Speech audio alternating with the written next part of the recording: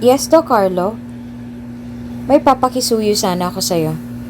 Gusto kong kuhaan mo ng specimen ng sanggol ni patient Gigi at mag-run ng paternal test. May gusto lang akong kumpirmahin. Kung bago ka pa lang sa channel neto, ibang kwento ni Ate Jane, istorya mo, ikwento ko. Huwag kalimutang pindutin ang notification bell at subscribe po.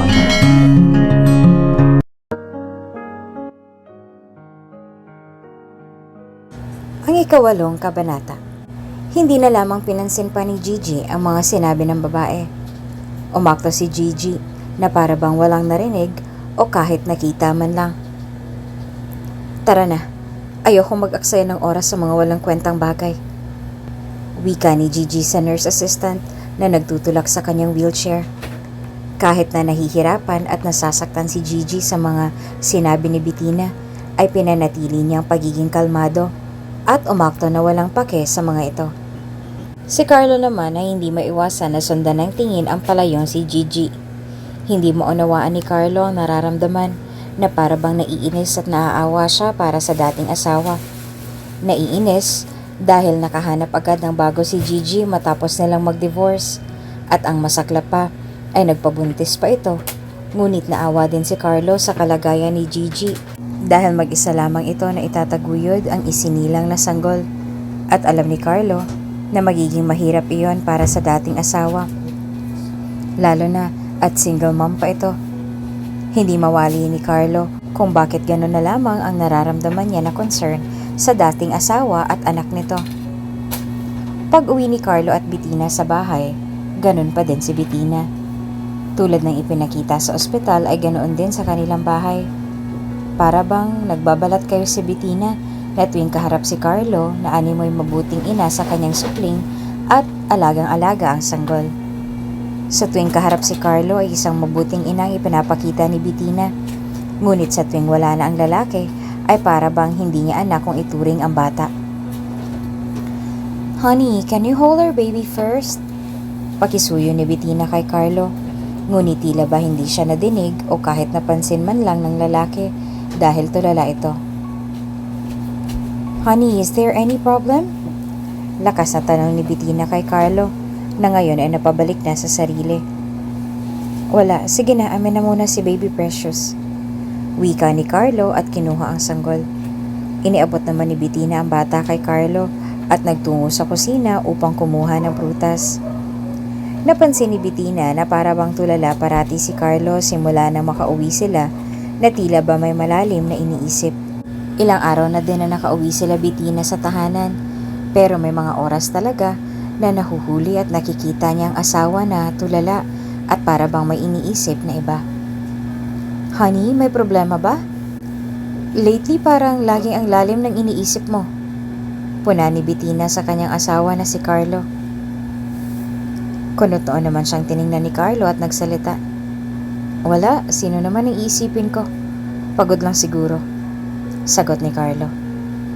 Naunawaan naman ni Bettina ang sinabi ni Carlo dahil nung mga dumaang araw ay halos idlip na lamang ang tulog nilang mag-asawa dahil sa pagbabago ng mood ng sanggol at minsan ay naiisipan na ni Bettina na itapon na at ipaampon pa ang kanyang anak, pero dahil kay Carlo ay pinakita ni Bettina na maalaga at concern siya sa sanggol.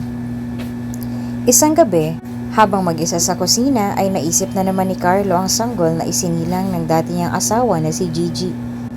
Para bang iba talaga ang connection sa kanya ng sanggol at nagtataka si Carlo kung bakit gano'n na lamang ang titig ng sanggol ni Gigi sa kanya at ang pakiramdam niya kumpara sa anak nila ni Bettina na para bang wala siyang nararamdaman na pagkasabik na makita ito. Nung gabing iyon ay buong gabi na nag-isip si Carlo tungkol sa sanggol na isinilang ni Gigi at may naisip si Carlo na isang paraan para matapos ng pagtataka niya sa kanyang nararamdaman. Kinabukasan ay maagang nagtungo sa ospital si Carlo. Tinungo niya ang klinik kung saan nagdi-DNA. "Nurse Amy?" Tawag ni Carlo sa nurse na naroon at tahimik na nagmasid sa paligid. "Yes, Doc Carlo?"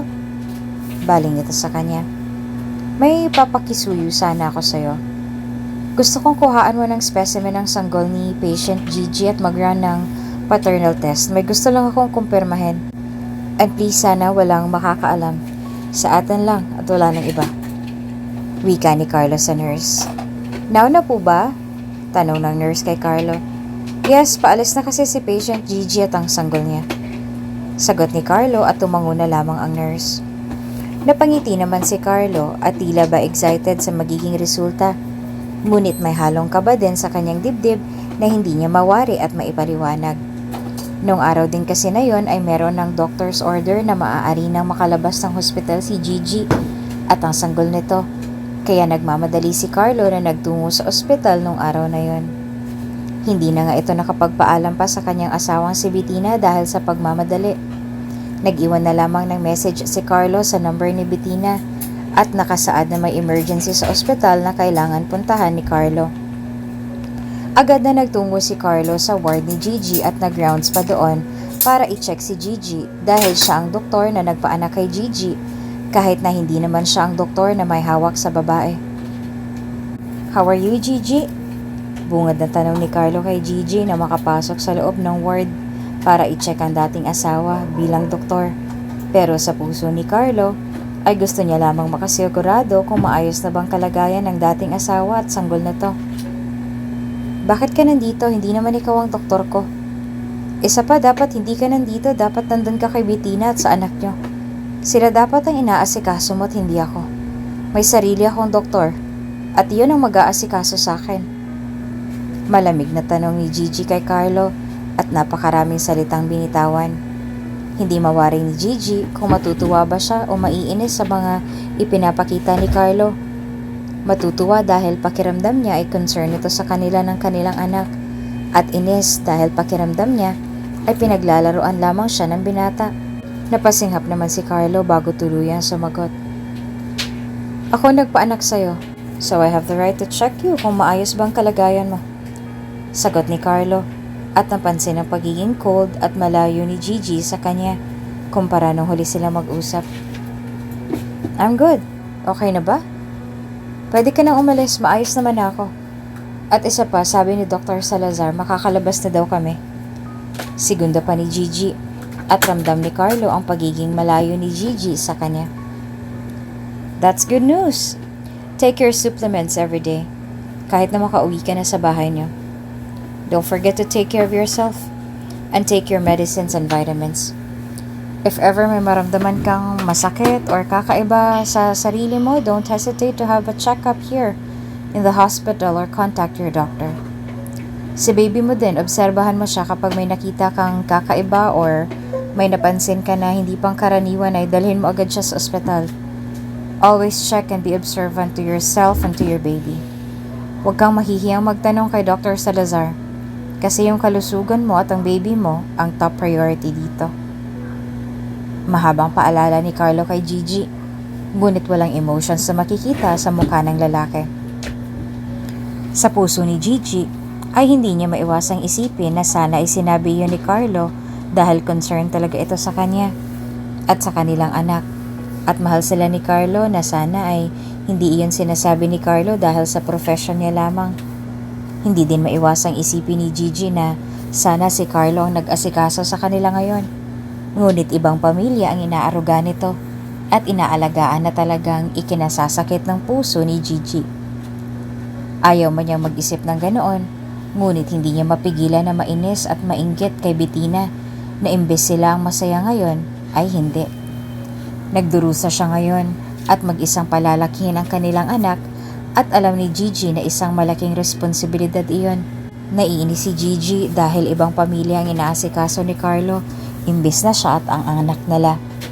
Ngunit ano pa bang magagawa ni Gigi? Hindi naman alam ni Carlo na anak niya ang batang iniluwal ni Gigi at ayaw ni Gigi na ipaalam yan sa lalaki dahil pakiramdam niya ay masasaktan lamang ang anak niya. At ayaw ni Gigi na maranasan ng kanyang anak ang sakit na naranasan niya at pagdurusa. Inalis ni Gigi sa kanyang isipan ang mga imahinasyon na iyon at pinanatili niya na matatag ang sarili. Diretso lamang ang tingin ni Gigi at numb sa harapan ni Carlo. Ayaw ipakita ni Gigi na apektado siya sa mga sinabi ni Carlo sa kanya. Ayaw niyang makita nito na umaasa siya sa lalaki. At higit sa lahat, ayaw niyang makita nito na nasasaktan siya. Gusto ni Gigi na ipakita sa dating asawa na wala na siyang pake sa lalaki at hindi apektado. You don't need to remind me again. Nasabi na yan sa akin ng nurse kanina. And also na-reminded din yan ni Dr. Salazar. Pero salamat sa pag-uulit. Diretsong wika ni Gigi kay Carlo. Hindi maiwasan ni Gigi na isipin kung bakit ginagawa iyon ni Carlo. Ayaw na din kasing umasa pa ni Gigi na ginawa iyon ni Carlo dahil concern ito sa kanila. Anyways, iniwan ko ang contact number ko kay Dr. Salazar, yung doktor mo. You can text, call, or contact me kung may tanong ka or need mo ng help. Don't hesitate to ask either me or Dr. Salazar. Sana maging maayos ka at ang baby mo. Dito na ako. Wika ni Carlo. Para bang natatawa si Gigi sa kanyang isipan dahil kung maka-offer si Carlo ng tulong sa kanya ay para bang hindi siya nito iniwan 9 months ago matapos niyang ibigay ang liver niya sa lalaki 2 taon na nakalilipas. Hindi mawari ni Gigi kung totoo nga ba si Carlo sa mga sinasabi nito o dahil lamang sa trabaho. Matapos ng mga bili ni Carlo at paalala kay Gigi, ay umalis na ito sa ward ng dating asawa. Pakiramdam ni Carlo ay panatag na ang kanyang kalooban dahil alam niya na maayos ang kalagayan ng dating asawa at alam niyang matatag ito. Samantalang si Gigi naman ay para bang wala lang sa kanyang mga sinabi ni Carlo. Sa pakiwari niya ay ginawa lamang iyon ni Carlo dahil trabaho niya iyon. Ayaw nang umasa pa ni Gigi sa mga bagay na hindi naman mangyayari. Noong araw na yon ay nakalabas na si Gigi at ang kanyang sanggol sa ospital. Ngunit parang paglabas ni Gigi sa ospital ay napakabigat ng kanyang pasan-pasan. Pero inisip ni Gigi na kaya niya iyon para sa kanyang sarili at para sa kanyang anak. Kaya niya iyon kahit mag-isa lamang siya sa buhay at mag-isang palalakihin ang sanggol. Mamahalin kita ng buong buo, anak ko. Wika ni Gigi sa kanyang anak at tuluyan nang umalis sa lugar na iyon. Few days ago nang nakalipas nang nakalabas si Gigi sa ospital, wala nang narinig pa na balita si Carlo patungkol sa dating asawa. Nahihiya naman si Carlo na magtanong kay Dr. Salazar at baka mag-isip pa ito ng kung ano. Balik sa dati si Carlo, papasok sa kanyang trabaho at aasikasuhin ang asawa at anak sa tuwing uuwi ng bahay. Isang gabi pauwi na sana si Carlo. Kukunin na niya ang susi ng kanyang kotse at bag para maganda sa pag-uwi nang biglang may kumatok sa kanyang office. Dr. Carlo! Tawag ng nurse mula sa labas ng office ni Carlo. Come in. Mahinang sagot ni Carlo. Agad na pumasok naman ang nurse na inutusan ni Carlo na magsagawa ng paternal test sa anak ni Gigi. Dr. Carlo, ito na po yung paternal test result na inutos mo sa akin. Wika ng babae at inaabot ang white envelope sa lalaki. Umalis din agad yung babae matapos kunin ni Carlo ang envelope. Excited na para bang kabado ang pakiramdam ni Carlo habang dahan-dahang binubuklat ang envelope. Nang makita ni Carlo ang result, ay mababakas ang kakaibang ekspresyon sa mukha ni Carlo na para bang namumutla ito. Ano nga bang naging resulta ng DNA test na isinagawa na iyon? At paano naman kaya nito babaguhin ang buhay ni Carlo? Abangan sa susunod na kabanata. Bago ka pa lang sa channel neto, ibang kwento ni Ate Jane, istorya mo, ikwento ko. Huwag kalimutang pindutin ang notification bell at subscribe button.